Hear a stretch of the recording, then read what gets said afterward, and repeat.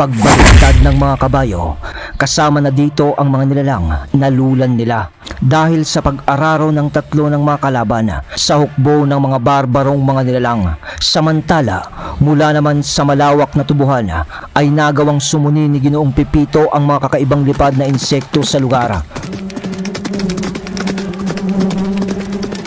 Mga peste! Pestehin niyo sila! Sigaw ni Ginoong Pipito habang nangunguna na ang mga insekto sa kanyang harapan na lipad sa pag-atake. Mantakin mo, kakapasok pa lang nila Kael sa gubat ulahing ay digmaan na agad ang kanilang dinatnan. Kaya't sa pakikipaglaban ng apat ay ginawa nilang malawakang labanan ang lugar na ito.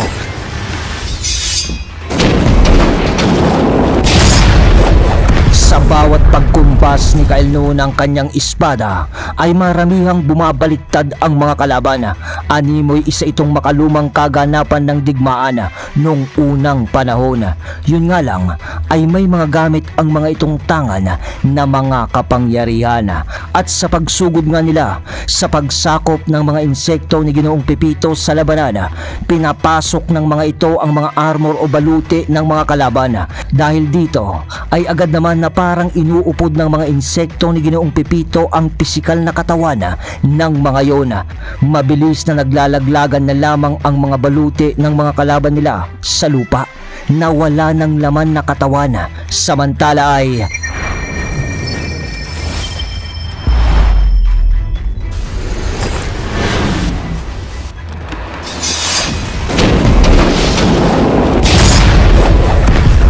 ginamit naman na ni Kael ang 777 hatol ng kasalanan, ang 1,000 sibat ng langit, at sa 2 sinaunang gabunan naman lumipad ang mga yun ng mababa sa kumpulan ng mga hukbo at inararo ang mga kalaban.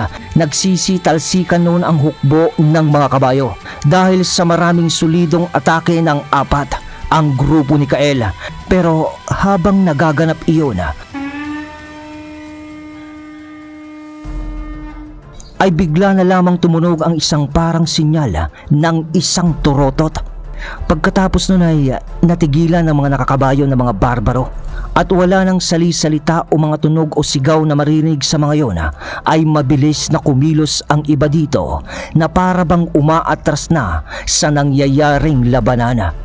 Mukhang tama nga si Matilda na kailangan mo lang yanigin ng mga yon o takutin upang maipakita sa kanila na hindi kanila kaya upang sila ay umatras.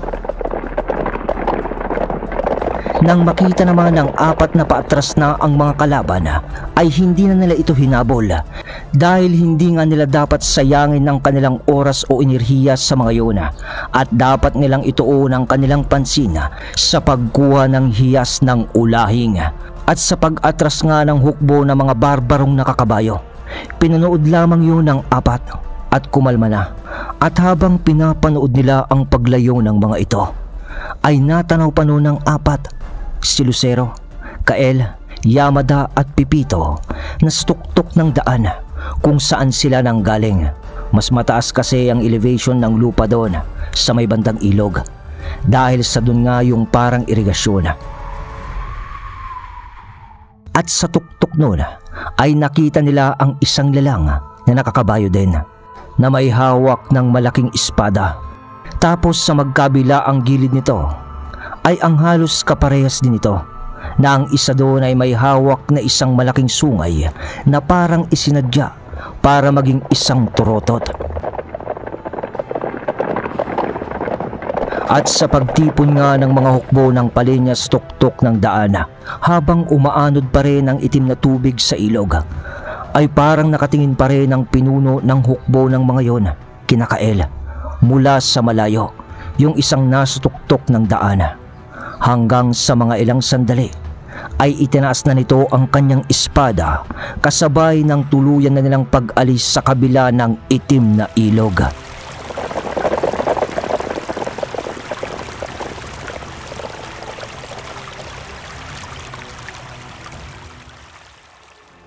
Samantala ay bumalik na sa normal na anyo si Lucero at Yamada sa pagbaba nila sa lupa. At binaklas naman na ni Kael ang pagkakasanib sa kanya ng 6 na maestro. Mga hungang! Akala nyo siguro, kaya nyo kami! Partida! 4 lang kami nun, ha? Komento pa noon ni Ginoong Pipito na may pagkamayabang. Asawa ko. Yakap naman noon ni Matilda kay Lucero sa pagsalubong niya nang papalapit na ang mga ito sa kani-kanilang kabayo. Ayos lang ako, asawa ko. Huwag kang mag-alala. Tugon naman ni Lucero ng kalmado. At sa pagsakay nila sa kani-kanilang kabayo, Senyorita Matilda, saan na ngayon ang direksyon natin? Tanong naman ni Kael. Doon tayo, Senyor Mikael. Wika ni Matilda sa likod ni Lucero, sabay turo nito sa isang mababang burol. Mukhang malapit lang naman pala. Komento naman ni Ingkong Yamada. At doon ay, tara na! Sabay, hey! Hey! Hey! Yeah! Bugaw ng 4 sa kani-kanilang kabayo upang ipagpatuloy ang kanilang paglalakbay patungo sa mababang burol na itinuro ni Matilda. Mag-iingat lamang kayo dahil tiyak na maraming kalaban na lalabas habang nilalakbay natin ang mga daanan dito sa malawak na tubuhan. Babala naman ni Matilda.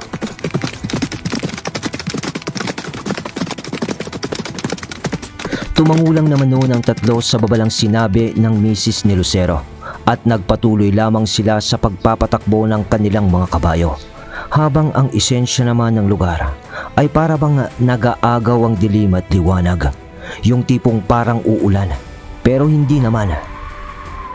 Dahil umaalimpuy din naman ang malamig na hangin sa paligid. At kung tatanawin natin ang buong lugar sa ating mga imahinasyon, ang malawak na tubuhan na to ay makikita mo ang 4 na kabayo sa daan na lula ng grupo nila Kael papunta sa burol. At mula sa sangasangang daan na yon ay makikita mo ang napakalawak na tanawin na sadyang napakaganda kung iyong iisipin.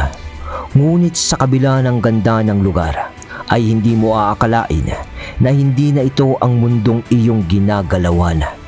Nagpatuloy si Kael sa pagbagtas noon ng daan hanggang sa marating nila ang daan na hati sa 2, kanan at kaliwa.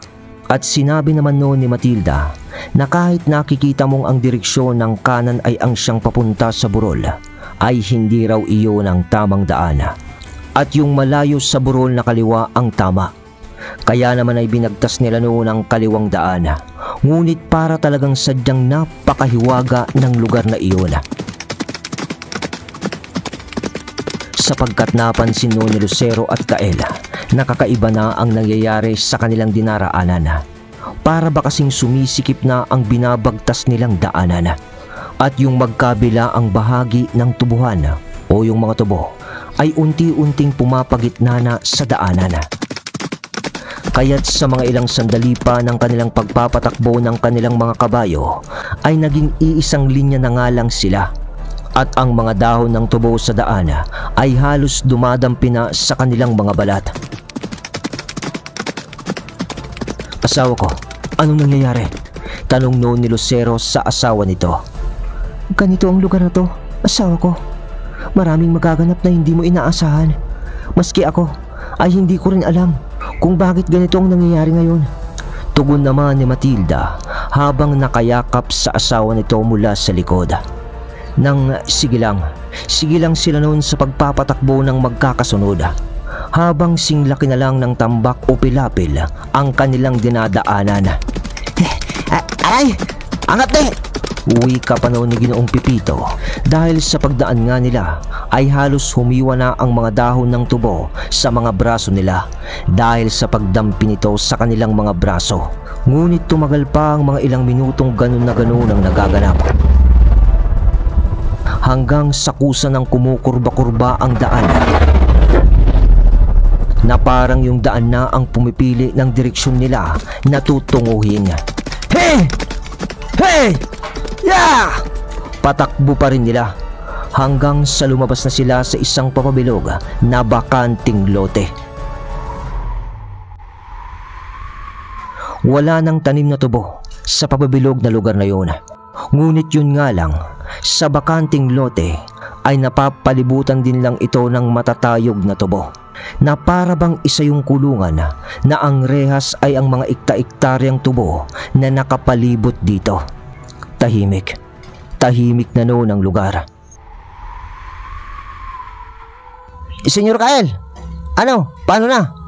Tanong ni Ginoong Pipito. Kung lilipad tayo, Senyor Kael, ay maiiwan naman natin ang mga kabayo. Si Lucero na ang parang sumagot noon, pero may patanong. Sandali, makinig kayo. Naririnig niyo ba yon? Salita ni Kael habang pinapakiramdaman ng nakapalibot na ikta-iktaryang tubo sa kanilang paligid. Pero, humanda kayo. May mga nilalang na nakapalibot sa atin. Wika noon ni Ingkong. Oo nga, dagdag naman ni Lucero. Sabay baba naman ni Ginoong Pipito sa kabayo nito at bunot ng kanyang 2 lanseta ng barang. Handa na ako! Wika pa niya. Hanggang sa naririnig na nga nila ng malinaw ang pagkaluskos ng mga dahon sa paggalaw ng mga nilalang na nakapalibot sa buong tubuhan. Nang bigla yung tumigil. Pero nakikiramdam lang naman noon si Kael. Nang bumaliktad noon si Ginoong Pipito dahil sa may bumunggo sa kanyang nilalang na napakabilis na tumakbo. Galing yon sa tubuhan at sa bilis nito ay hindi man lang nasipat ng lahat ang tunay na itsura nito dahil parang anino lang yon na dumaan sa bakanting bilog na kanilang kinalalagyan. Aray ko! Anong nilalang yon? Tanong ni Ginoong Pipito. Ngunit walang sumagot sa kanila. Mahal, dito ka lang sa ibabaw ng kabayo. Wika naman ni Lucero, kasabay ng pagbaba rin nito sa lupa. Bumaba na rin noon si Kael at Ingkong. Hindi ako sigurado, Senyor Kael at Senyor Lucero. Pero sa tingin ko lang ay may mga 4 na paa ang lalang na sumunggab kay Ginoong Pipito. Komento ni Ingkong habang naghahanda sila sa mga kalaban sa paligid. Mga aso yan ng ulahing at alaga yan ng mga namumunong nilalang dito. Dagdag pa noon ni Matilda. Ano? Aso? Tanong ni Lucero. Oo, asawa ko. Pero hindi sila basta-basta mga aso, kundi sila rin ang tinatawag nilang sigbin ng mga ulahing. At ang pinangangamba ko lang sa paglabas ng mga yan ay tiyak na alam na ng pinuno ng lugar na ito, ng ulahing, na nandito na tayo. Dahil ang mga nilalang na yan ay ang siyang alipores o alaga ni Guerrero. Ganun ba? Singit na salita naman ni Kael habang alerto pa rin sila sa pakikiramdam. Pero bigla na lamang linundagan noon si Matilda ng isang asong ulahing. Ngunit bago dumampi ang mga paa ng aso, huwag mong idadampi ni dulo ng kuko mo sa asawa ko, wika ni Lucero habang nakasampay na ang lalamunan ng lalang sa mga kuko niya. Ang sigbin ng ulahing, at doon na nila nakita ang tunay na itsura nito. Halos kasing laki lamang iyon ng isang ordinaryong aso. Ngunit ang anyo nito ay nagpapakita ng matinding bangis at panganib. Ang katawan nito ay matipuno. May mahahaba at matitigas na mga binti na parang laging handang sumalakay. Ang balahibo nito ay maiitim na ang tekstura ay magaspang at para bang lumalapot ito sa dilim. Nagmumukhang usok na bumabalot sa kanyang katawan tuwing ito'y gumagalaw, yung parang may buhay. Ganun. Ang ulo nito ay bahagyang mas mahaba kaysa sa karaniwang aso. May matulis na nguso at mas matalim na mga tampok. Ang mata nito ay maliliit, ngunit matindi ang kislap. Kulay pula o dilaw na tila nagbabanta sa sino mang tumingin dito. At hindi ito basta-basta kumukurap, na para bang laging nakatutok sa target nito. Ang pangil nito ay mahaba at matutulis, hindi pantay, ngunit kayang bumutas ng laman sa isang kagat lamang. At ang dila nito ay bahagyang lumalawit sa tuwing ito'y humahabol ng hininga. At may likidong tumutulo mula sa kanyang bibig na hindi naman laway, kundi tila isang madilaw na likido na amoy asido. At sa ginawa nga ni Lucero,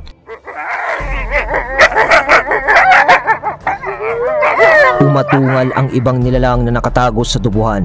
Pagkatapos noon ay ang unti-unting paglabas ng mga aso ng ulahing o ang mga sigbin nga doon. Umaangil ang mga yun na tumutulo ang kanilang mga malaasidong laway.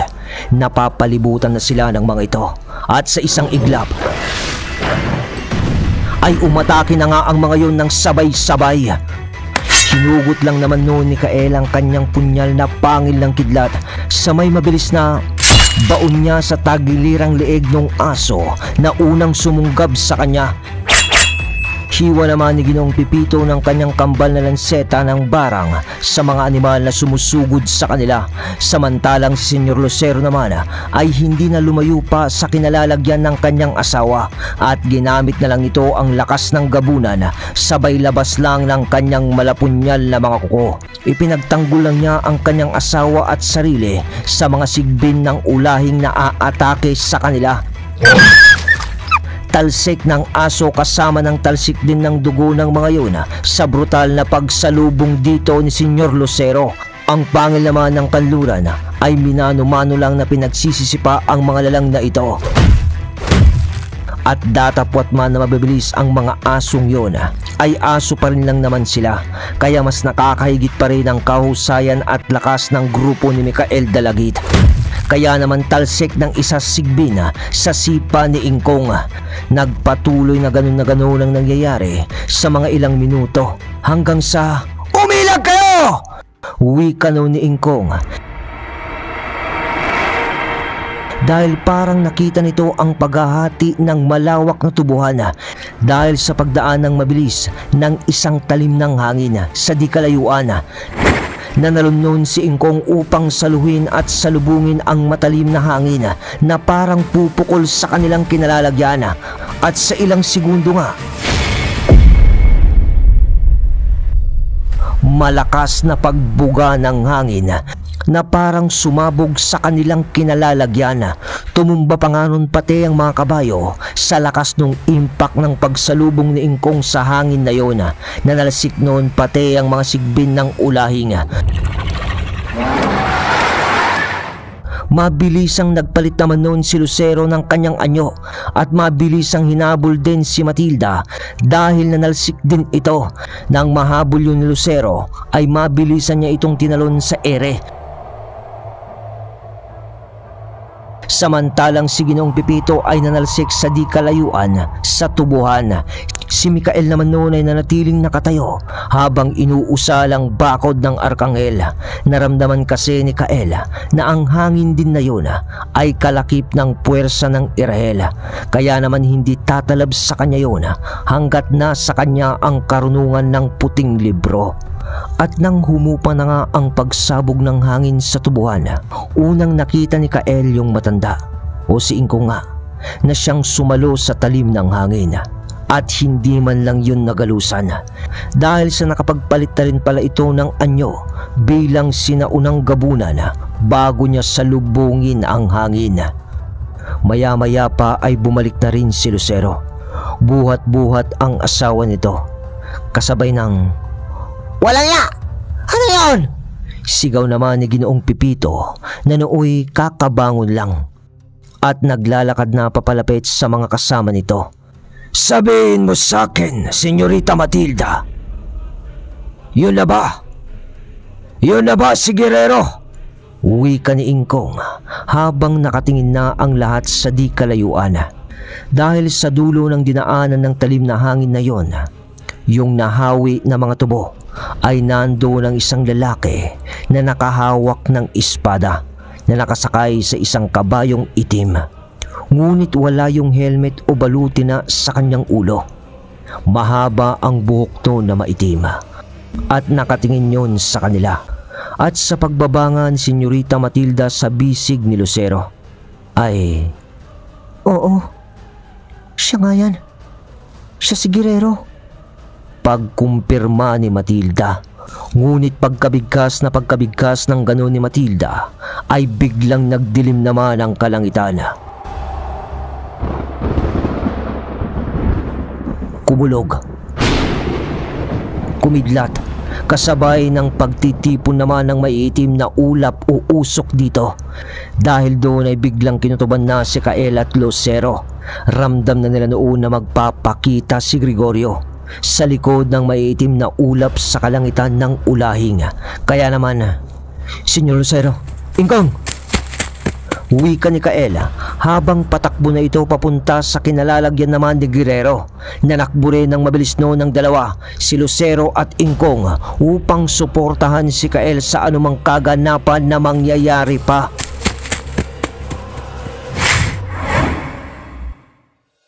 Alright! Yon mga kabagis ko! Woo! Pasensya na, ngayon lang na-upload. Bale, dito ay titignan natin ang mangyayari kung lalabas nga ulit si Gregorio Baldomre dito, ang may tangan o ang ginagamit ngayon ng Irahel upang maging kasangkapan nito. Pero bago yon, mag-shoutout tayo mga kabagis ko. Shoutout po kay Leonardo Bangkalan from San Jose Occidental, Mindoro. Shoutout din po kay Rinaldo Macion. Shoutout po kay Belly Lakutab. At shoutout po kay Raiji o Raihi. Yun lang mga kabagis ko. Salamat sa suportang tunay.